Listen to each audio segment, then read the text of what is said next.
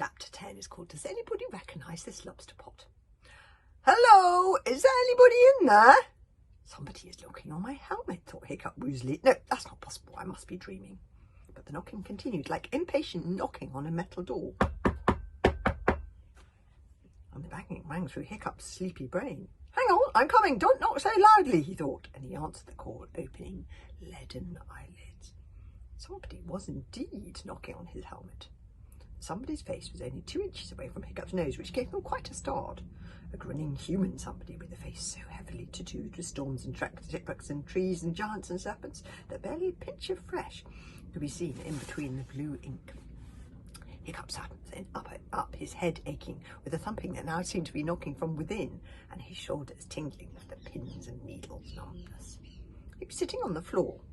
Around him in a circle stood huge figures, men and women, vast and muscled, and as crazily tattooed as the man who had been knocking on Hiccup's helmet, all with great manacles round their wrists and chains round their legs from which they dragged stones and heavy weights. They were weighed down further by the astonishing amount of weaponry they were carrying, bows and spears and great leaden swords bristling all around them. Berserk, thought Hiccup, and they were indeed. Fishlegs was lying beside him, similarly trussed up in chains, and he was just waking up. They were lying on a great wooden platform in the centre of what looked like the Berserk's treetop village. Behind them, the Windwalker and the Chickapoos that were chained to a tree. The village was the first treetop village Hiccup had ever come across. Every Berserk house had a mast and a crow's nest and a rolled-up sail. There's the treetop village. Look, it's on various different levels. I'd have loved to have lived in a village like that when I was a kid. Look at all the walkways, and then there's houses up here, tree houses. But there's all these different levels and ladders in between the levels, and just look really cool. I'd really like to have lived in a place like that. Anyway, where are we? Yes. The Berserks made their way across the green sea of the jungle canopy by way of a maze of rope bridges that stretched their way across the entire island, forming a gigantic, fragile web. From out of one of the largest of the tree houses, 2 men came running so swiftly across the rope bridge that Hiccup's heart was in his mouth for fear that the swaying bridge might snap. They were carrying a shield between them, on which there balanced an extraordinary figure, a giant of a man, giving a gigantic yawn as he sat bolt upright on the shield, so trussed up with chains and padlocks that it looked for all the world as if he were in a metal straitjacket. His padlocked arms were bound close about his chest, his legs were chained in a cross position, his eyes were closed as if in prayer, his back was ramrod straight.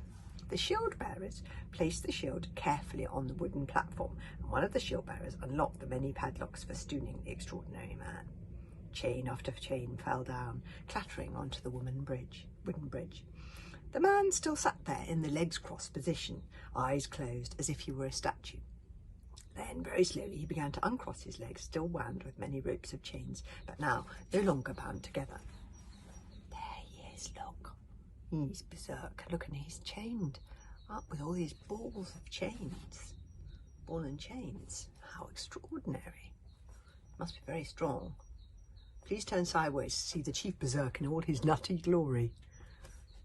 He got to his feet and planted them firmly apart to the gasps and cheers of the watching crowd. Slowly he raised his fists, with a trained stroll trailing from them like the wings of some great bird or dragon. "Hail, Chief! Hail, Chief! Hail, Chief!" roared the crowds. "Oh, the magnificence of me!"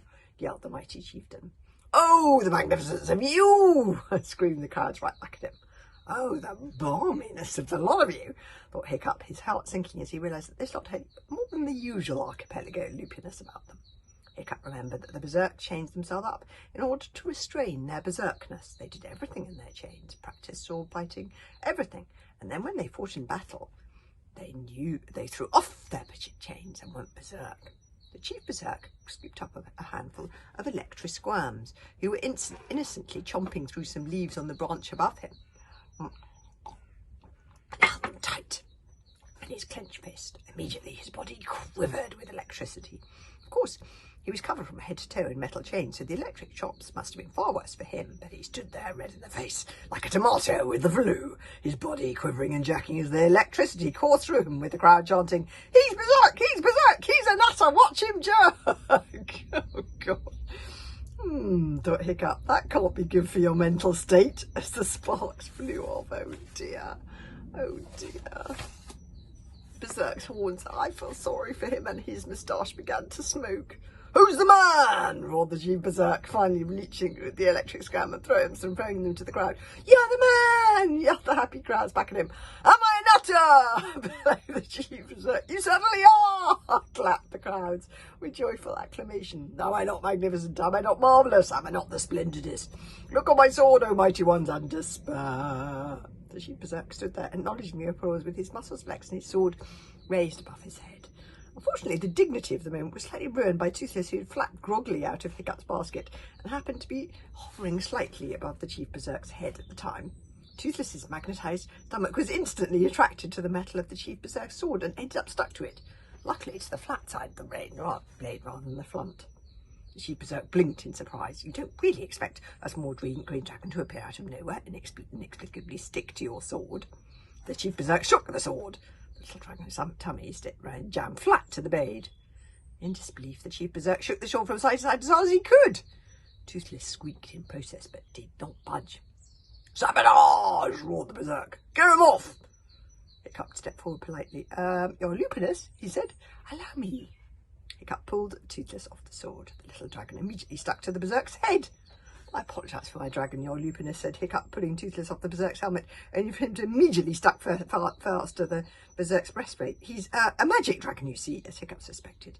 The superstitious crowd reacted with wonder. Woo! They chorused. A magic dragon.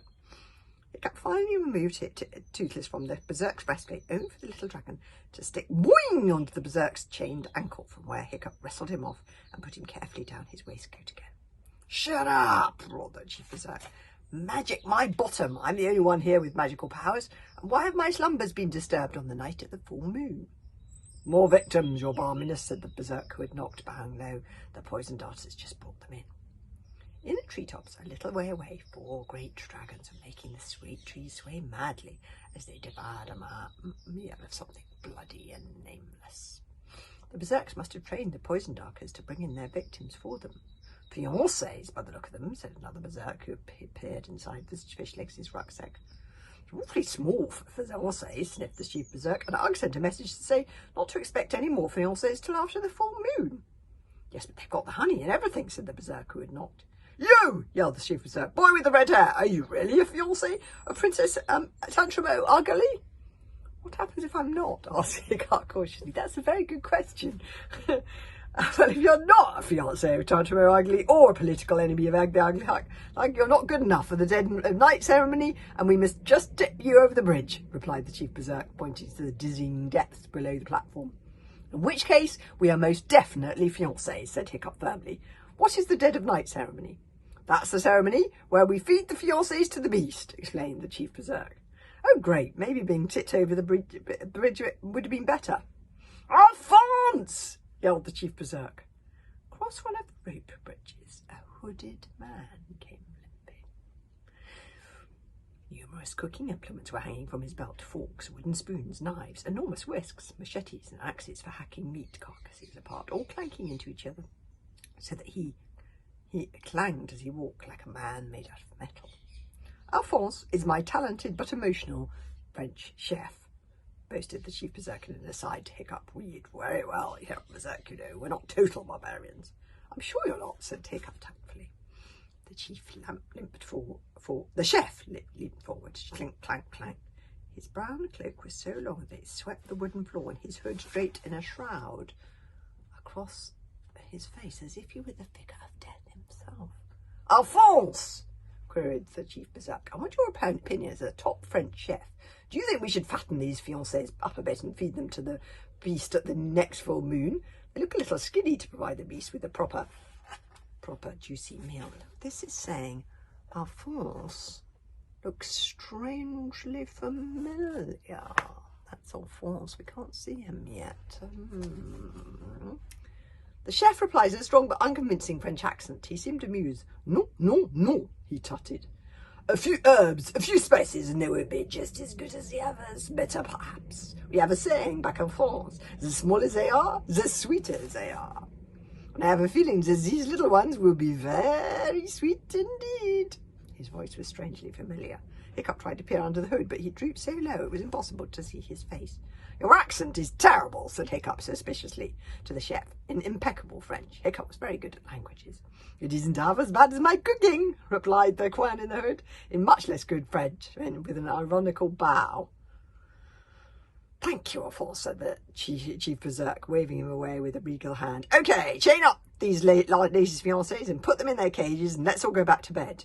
Only 3 more hours and we've got to be up for the dead of night ceremony. We need to be rested to do all that howling. Fishlegs had been trying to work up the nerves to say something for the past couple of minutes. Excuse me, he said. Oh, the chief berserk turned to him with an eyebrow raised in surprise. Don't tell me you've got a very good reason why you can't participate in the ceremony tonight. He said, I've had every single excuse in the book from you fiancés. My pimples make me poisonous. I'm missing a very important dental appointment. I've got a note from my mother saying I can't be fed to the beast today. I've heard them all. What's your excuse then? Fishlegs stood up and said boldly, sticking out his chest, we aren't the supper. We can't be because Fishlegs swallowed hard and pointed to his heart. I am a berserk. Oh, look, darling, Fishlegs, there he is saying he's a berserk. Came out slightly quieter than Fishlegs had imagined it.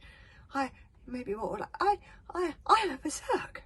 But it was still a good moment. Fishlegs standing tall and illuminated in a pool of moonlight in the middle of a circle of gratifyingly astonished berserks. You are a berserk, repeated the chief. Berserk, jabbing a muscly forefinger at Fishlegs. That's right, said Fishlegs. I'm a berserk who's been brought up by hooligans. We only really realised it when I started showing berserk tendencies a year or so ago, or I'd have come earlier. But 13 years ago, when I was a baby, I drifted into the harbour of Berk inside this very lobster pot. Fishlegs took the lobster pot off his shoulders to show them. That isn't a lobster pot, the chief berserk pointed out. It's a rucksack. It's a lobster pot that I have made into a rucksack, explained Fishlegs, and I was wondering, if any of you might recognise this particular lobster pot. Or, remember, if 13 years ago one of you maybe accidentally dropped a baby? Oh, poor Fishlegs. And this particular lobster pot, which then drifted out to sea in a sort of westerly direction, Fishlegs swallowed. It was harder to explain than he had thought in front of a circle of flabbergasted berserk eyes. And I was thinking, stammered Fishlegs, that perhaps under the circumstances you might forget about the feeding me to the beast in the spooky ceremony set business, on account of I'm family. Silence for a moment. Oh, please, thought Hiccup. Please, feed him to the beast if you must. But please just or to the beast if you must. But please, just let him down gently. Oh, please, let him down gently. You'll have to find out tomorrow how the berserks reacted to that. Oh, Fishlegs is so sweet. I love him saying, I accidentally dropped a baby into the lobster pot. Okay, we'll have to have the next bit tomorrow.